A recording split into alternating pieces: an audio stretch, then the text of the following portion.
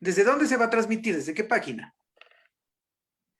Creo que es en Facebook y estamos comenzando, doctor. Desde la página de Facebook. Empezamos. Muy buenas tardes, soy Marjorie Chávez, quien será la entrevistadora el día de hoy en el espacio debate constitucional del programa de maestría de Derecho Constitucional de la Universidad Técnica Particular de Loja, una maestría de la cual tengo además el honor de ser exalumna.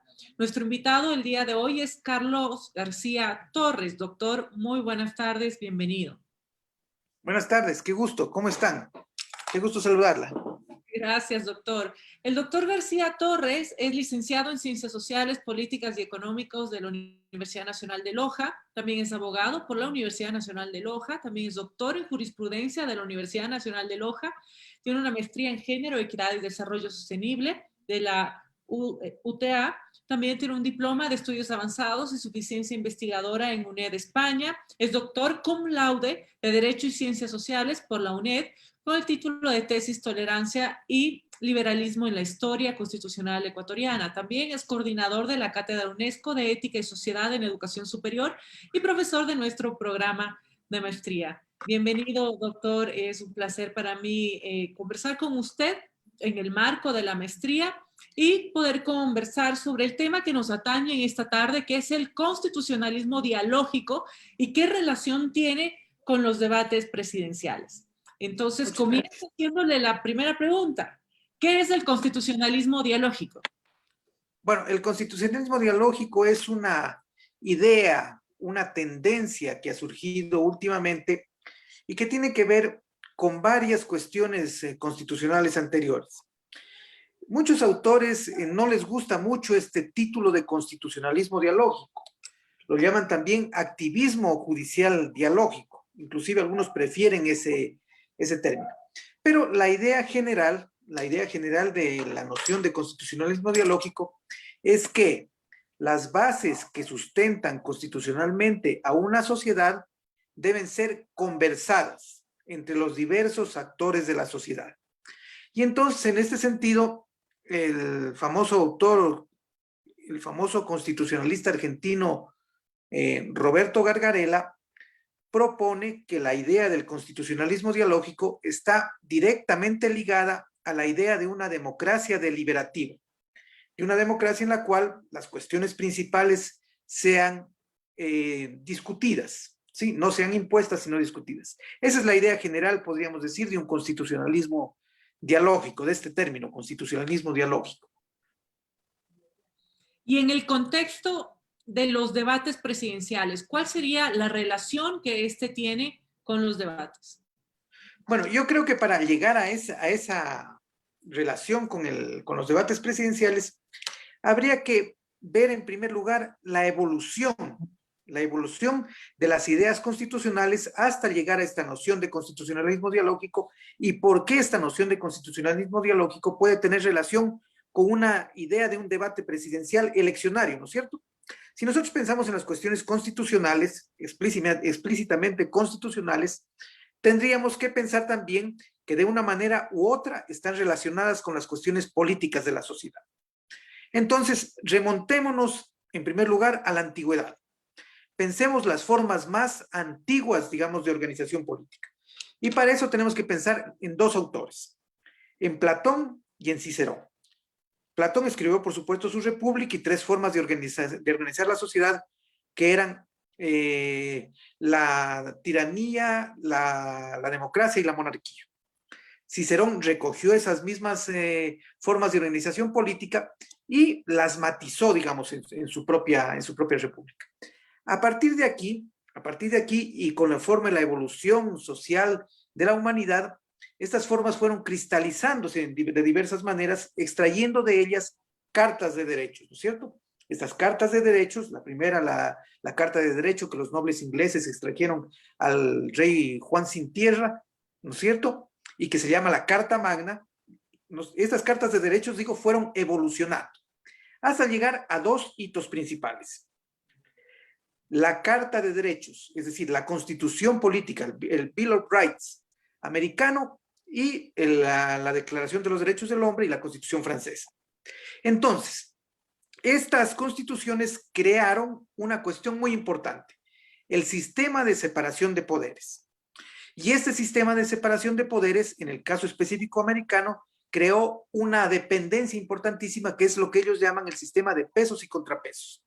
Mediante ese sistema, las diversas ramas del gobierno supuestamente debían mantener un diálogo que permitiera que ninguna de ellas fuera superior a la otra, que no hubiera una supremacía del presidencialismo, que no hubiera una supremacía del parlamentarismo, que no hubiera una supremacía del Senado, que no hubiera una supremacía de los gobernadores de los estados. ¿No es cierto? Pero, pero anota Gargarella, según le decía, que este tipo de diálogo está condicionado solo a unas determinadas personas y que no hay un verdadero diálogo popular. Entonces, en este mismo contexto, surge esa idea de la revisión judicial de las Cortes, es decir, de las posibilidades que las Cortes tienen de realizar una revisión judicial de las leyes cuando son manifiestamente contrarias a la Constitución. Esta revisión judicial de las Cortes, propone Gargarella, podría pensarse como un mecanismo de diálogo entre la sociedad y el poder, ¿sí? Y a partir de allí surgir este diálogo constitucional. Ahora bien, ¿qué relación tiene todo esto con el debate presidencial, de candidatos presidenciales más bien, que acabamos de pasar en el Ecuador?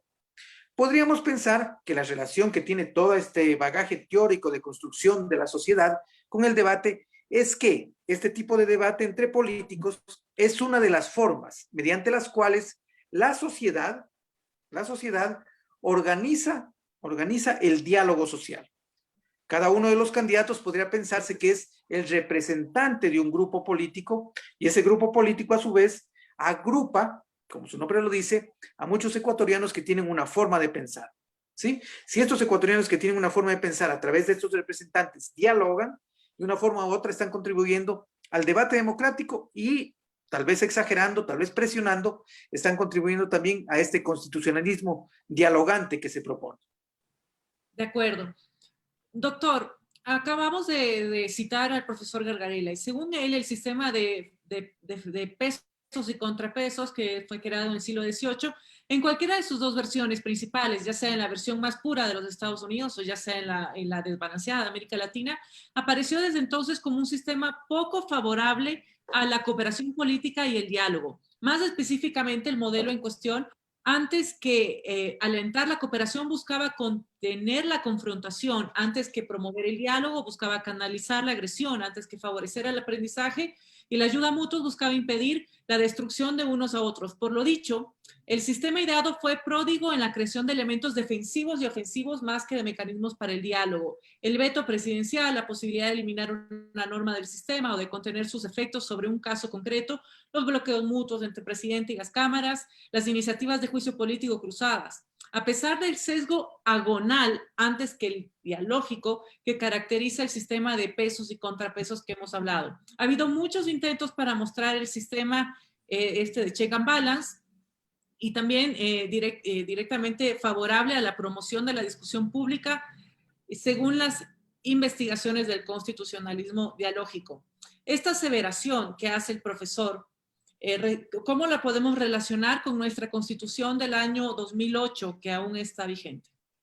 Sí, mire, en realidad las afirmaciones que hace el profesor Gargarella son las que usted dice con toda precisión, pero de lo que habíamos hablado no surgieron solamente en la mentalidad de los framers norteamericanos que escribieron la Constitución norteamericana. En realidad fue James Madison en este libro, en The Federalist Papers, el que propuso, en el Federalist Papers 51, el que propuso este sistema de check and balances que cita Gargarella. Pero esta preocupación digamos, del equilibrio de los poderes ya la tuvo Cicerón. Cicerón, en su texto sobre la República, ya se preocupa de lo mismo que se preocupa James Madison, de que el furor de la masa, el furor de la mayoría aplaste a las minorías, ¿sí? Y de la necesidad de contrapesar los poderes en la sociedad. Surge aquí entonces este sistema de check and balance.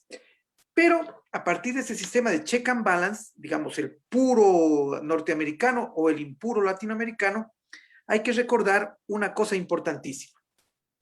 En nuestros países latinoamericanos, cuando tratamos, digamos, de obtener esos ideales liberales de la Constitución francesa y de la Constitución norteamericana, comenzamos a tener varios problemas. Recordemos, en primer lugar, la Constitución quiteña de 1812. Esta Constitución quiteña de 1812, que constituye, digamos, un documento protoconstitucional ecuatoriano, recoge las grandes aspiraciones contractualistas de la Constitución norteamericana y escoge un modo republicano de vivir, etcétera, etcétera, ¿no? Desde luego, este primer intento independentista, como sabemos, fracasó. Pero a partir de aquí, de esta primera constitución, del proto-Ecuador, podríamos decir, y de la Constitución Gran Colombiana de 1821, los mismos ideales de pesos y contrapesos de la Constitución norteamericana son tomados en cuenta. Y sin embargo, aplicados a la realidad latinoamericana, resultan fallidos. ¿Qué fue lo que pasó con Bolívar? Bolívar tenía un temor atroz, digamos, a la desintegración social, ¿sí? No tanto al contrapeso de poderes, sino a la desintegración social, a la anarquía. Y entonces esa Constitución Gran Colombiana de 1821, que era una constitución notable, que era una constitución extremadamente liberal y contractualista, fue borrada de un plumazo por el propio Bolívar, que se proclamó dictador y estableció un simple reglamento para realizar las cosas hasta la que se dio la siguiente Constitución Gran Colombiana en 1830, al mismo tiempo casi que la primera Constitución ecuatoriana. Entonces, ese temor a la tiranía que ha caracterizado a Latinoamérica difiere del temor, ¿no es cierto?, a la opresión de las mayorías que ha caracterizado en cambio a Norteamérica, ¿sí? Y hay esa gran diferencia entre las ideas de pesos y contrapesos norteamericana y las ideas de separación de poderes y de organización del poder en Latinoamérica, que han sido las que han dado origen a nuestras constituciones. En el artículo que usted menciona de Gargarella también, él habla de las diversas formas como podría, digamos, organizarse un constitucionalismo dialogante en contraposición con ese constitucionalismo diagonal, con ese constitucionalismo, digamos, de enfrentamiento que pensaba Madison, ¿no?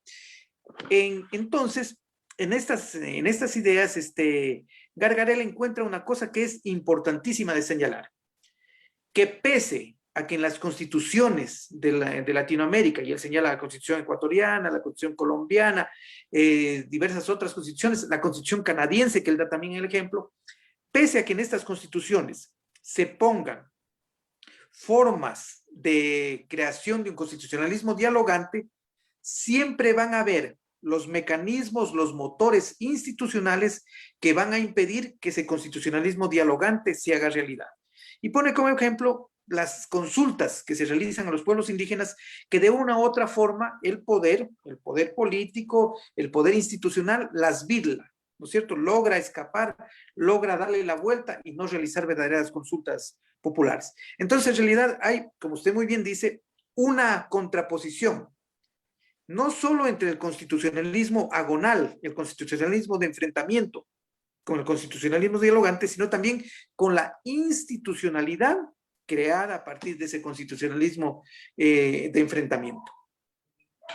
De acuerdo. Lo acabamos de decir, el diálogo agonal desde nuestras posiciones de poder, este constitucionalismo que quiere romper esa desconfianza funcional del ángulo para trasladarlo a una mesa de diálogo interfuncional para tomar decisiones correctivas al sistema jurídico. Juicio de competencias y al final, bueno, es la Corte Nacional quien decide una norma. Parece ser que invita a un diálogo sin desgaste político de las instituciones agonales, tradicionales de funciones, sino a través de un pacto reeditado con una solución, que esta puede ser un hecho jurisdiccional. Pero hay muchos autores que también dicen que esto puede superar el viejo y venerable principio de seguridad jurídica, porque gracias a este principio se fortalece el sistema de competencias de las funciones y el choque de las funciones, la pugna de poderes se solucionaba a través de estos checks and balance. Pero de acuerdo a los dialoguistas, parece ser que esta no es la forma de respuesta al diálogo social. Y esta tiene que ser una función específica de presión al sistema, pero manteniendo el sistema, es decir, manteniendo la institucionalidad. Esto puede interpretarse como minar la institucionalidad que de por sí ya es tibia y está minada en nuestro país. Sí, desde luego. Pero habría que ver entonces estas dos formas que usted ha mencionado, ¿cierto? Pensemos en esto. La idea original de seguridad jurídica, de un marco protector de derechos que nos dé una determinada certeza sobre cuáles van a ser las decisiones del Poder Judicial, esta idea original surgió como fruto del Estado liberal, ¿no es cierto? Del Estado liberal. Recordemos esa idea, el Estado de Derecho, ¿no es cierto? El rule of law de los anglosajones o el Rechtsstaat de los alemanes, ¿no es cierto? Esta primera formulación del Estado como protector de los derechos tiene diversas evoluciones, ¿no es cierto? Entonces, el rule of law, la protección bajo la ley, el Rechtsstaat, la protección bajo la Constitución, el Estado social de derechos, la protección bajo la Constitución, tomando derechos para las facciones más desprotegidas de la sociedad, y este nuevo Estado constitucional de derechos y justicia en el que nos encontramos, ¿sí? En el primer Estado, en el rule of law, es sumamente importante la idea de seguridad jurídica.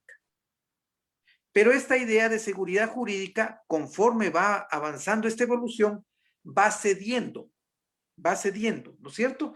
Y va cediendo a una idea general de protección de derechos que suple a esa seguridad jurídica.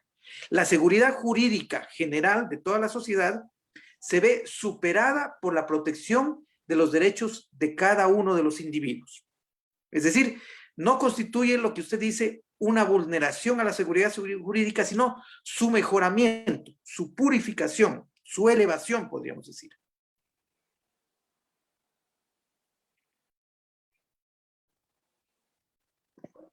Perdón. Revisando los diferentes autores, encontramos también al profesor Roa, que habla del constitucionalismo dialógico completo, que implica que los jueces también pueden tener la última palabra sobre casos como, por ejemplo, la interrupción voluntaria del embarazo. No hay un coste, sino un beneficio democrático cuando los tribunales asumen esa deliberación. Se abren las puertas de los tribunales a la ciudadanía, se genera un profundo debate nacional y finalmente el juez adopta una decisión. Por el contrario, el mayor coste democrático ocurre cuando todos los poderes del Estado caen en la inercia, en la estrategia política de evitar discusiones divisivas o de fragmentar la deliberación mediante la ilusión de los aspectos sustanciales del acuerdo. Cuando esto último sucede, todos los poderes del Estado sufren una mengua de su legitimidad democrática y social porque el ciudadano les percibe como lejanos e incapaces de enfrentar el rol que les corresponde dentro del sistema democrático. ¿Cómo desde el constitucionalismo dialógico se restaura esta legitimidad menguada? Bueno, en el criterio del profesor Roa, es decir, sería deseable que los jueces, especialmente los jueces constitucionales, ¿no es cierto?, apliquen estas medidas de escuchar a las personas, ¿no es cierto? Hace muy poco, nuestra Corte Constitucional estableció unas determinadas normas sobre el matrimonio de personas del mismo sexo, que en el contexto conservador general de nuestra sociedad no fueron bien vistas, ¿sí? Y entonces, de una manera burda, podríamos decir, de una manera un poco tosca, la sociedad ecuatoriana pudo percibir esto que se ha dado en llamar la objeción contramayoritaria. ¿Por qué razón la rama del Estado que tiene menor legitimidad democrática, que no es elegida democráticamente, ¿no es cierto?, sino es elegida en base a sus conocimientos, en base a su calidad de juristas, etcétera, ¿por qué esta rama del Estado se arroga la potestad de decidir sobre todas las otras ramas del Estado, como en este caso, ¿no es cierto?, ha ocurrido? El profesor Roa, según lo que usted me dice, ve esto no como una cuestión negativa, sino como una cuestión positiva, mediante la cual los jueces de alguna forma canalizan esa opinión popular. Esto habría que pensarlo de forma muy delicada. ¿Por qué? Yo he sostenido a lo largo de varios trabajos que el derecho en general como sistema, tiene un carácter esencialmente excluyente. ¿Sí? ¿Cuáles son las formas de producción jurídica, los mecanismos de producción jurídica? Son tres: la ley, la jurisprudencia y la doctrina. Si usted se pone a examinar el mecanismo de producción jurídica legal, encuentra que está dado por una serie de personas que pertenecen a los órganos legislativos y que por definición pertenecen a una clase, a la clase política, que excluye a todo el resto de personas de la sociedad. Si usted se pone a pensar en la doctrina jurídica como modo de producción jurídica, encuentra que la realizan un grupo de personas que por sus conocimientos especializados, por las oportunidades de estudiar que han tenido, pertenecen también a una élite intelectual, que es la élite tecnocrática que normalmente realiza los proyectos de ley. Y si usted se pone a pensar también en la jurisprudencia como modo de producción jurídica, encuentra que quienes la realizan, los jueces, ¿no es cierto?, por unos determinados mecanismos de poder, asumen también esa posición que es excluyente del resto de la sociedad. Es decir, todos los modos de producción jurídica de la sociedad, los que producen la ley, la doctrina y la jurisprudencia, son excluyentes. De forma tal que el pueblo, la gente, el ciudadano común, no tiene real acceso a la creación del derecho. ¿Sí? Y entonces, en este sentido, pensar que haya la posibilidad de que el pueblo pueda opinar, dialogar, intervenir, motivar, expresar sus ideas, sería desde luego ideal. Y esta es la aspiración, en mi criterio un poco lejana, del constitucionalismo dialogante, que en ese sentido sí es muy importante para la evolución social. Gracias, doctor. Y en el contexto de nuestra charla, con relación también al debate presidencial del pasado día domingo al cual hicimos referencia, ¿qué candidato cree usted que planteó la mejor alternativa para mejorar la institucionalidad democrática y por qué? ¿O nadie lo hizo? Explíquenos cuál es su punto de vista. Bueno, en realidad, pues como todos los ecuatorianos lo vimos, todos estuvimos pendientes del debate, pudimos ver que en realidad no hubo unas propuestas determinadas de reforma de estructura del Estado o de pensamiento sobre la estructura del Estado y sobre cuáles deben ser, digamos, los grandes fines de nuestro Estado. Ambos candidatos propusieron cuestiones concretas, ¿no? Como suele ser en los debates políticos en los que se quiere captar la voluntad del televidente. Propusieron cuestiones concretas. En mi gobierno voy a dar esto, en mi gobierno voy a hacer esto, en mi gobierno voy a hacer esto. Pero estas cuestiones concretas, ¿sí?, son cuestiones que debieran dimanar de una idea general del Estado y del constitucionalismo ecuatoriano. Debía haber una idea general del Estado. Sabemos desde luego, no porque lo expresaran en el debate, sino porque pertenecen a determinadas corrientes políticas, que el señor Lasso pertenece a una determinada corriente política de origen más bien liberal, y que el señor Arauz pertenece a una determinada corriente política de origen más bien socialista y comunitarista, ¿no es cierto?